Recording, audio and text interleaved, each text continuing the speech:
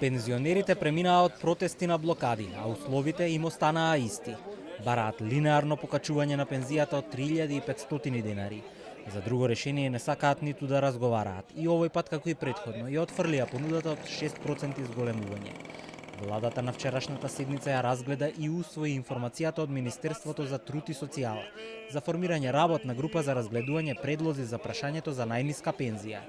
Од пензионерите пристигна остра критика. Треба да влезат пред се од овие луѓе кои што се пензионери, кои што ја барат ова, значи сега ново покачувањето на 3500. Не може нивна група да се формира и на тој начин така да се донесуваат одлуки. Тоа не е ферски прво.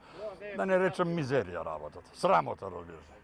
Пензионерите од Свети Николе денес со земјоделска механизација и во време трајање од 1 час блокираа во два правци: автопатот Свети Николе Скопје и регионалниот пат кон Куманово.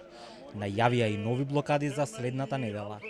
Стандардот на пензионерите веќе е уништен, па дури изголемување од 3500 денари не е доволно, велат оние кои протестираа.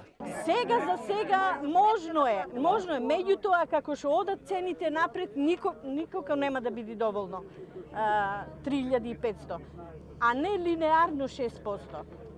Линеарно тоа да го заборават. Просечната косничка и просечна плата, просечни пензии, со тие просеци ми дојдеа до тука.